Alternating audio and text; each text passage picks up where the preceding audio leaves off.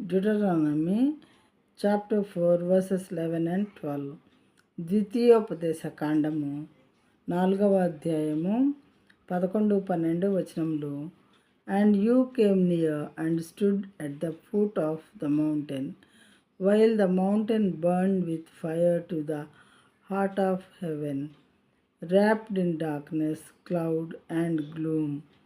Then the Lord spoke to you out of the midst of the fire.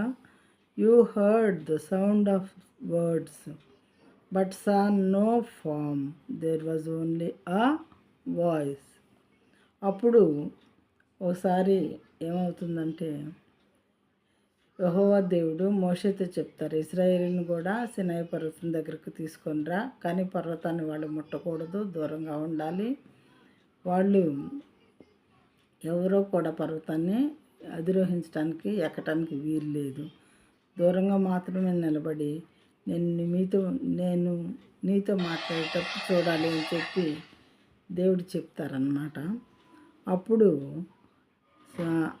అప్పుడు మీరు సమీపించి ఆ కొండ దిగువ నిలిచితిరి. అంటే దేవుడు చెప్పినప్పుడు మోషే వీళ్ళని తీసుకొచ్చి కొండ దిగువ నిలబెట్టారు. అప్పుడు ఆ కొండ మీదకి చీకటి, మేఘము, గాఢాంధకారము కమ్మి ఆ కొండ ఆకాశం వరకు అగ్నితో మండుచుండగా, అగ్ని ఉంది, చీకటి ఉంది, మేఘం ఉంది, గాఢాంధకారం కమ్మి ఉంది. అప్పుడు దేవుడు యెహోవా ఆ అగ్ని మధ్యలో నుండి మీతో మాట్లాడెను. అంటే మోషేతో మాట్లాడుతూ ఉంటే వీళ్ళు విన్నారన్నమాట. మాటల ధ్వని మీరు వింటిరి, కానీ ఏ స్వరమును మీరు ఏ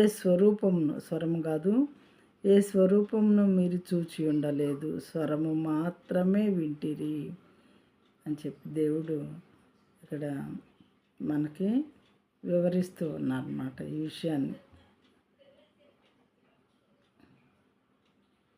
అంటే దేవుని యొక్క మరి గ్రేట్నెస్ని, ఆయన యొక్క ప్రభావము ఏ రకంగా ఉంటుంది అనేది మనం ఇక్కడ చూస్తాము. రకరకాలుగా దేవుడు మానవులతో మాట్లాడతారు అని చెప్పి మనం గత కాలంలో చెప్పుకున్నాం. కళల ద్వారా, దర్శనాల ద్వారా, మేఘంలో నుండి, తర్వాత గాఢాంధకారంలో నుండి, వాక్యం ద్వారా, అగ్నిలో నుండి కూడా మాట్లాడతారని చెప్పుకున్నాము.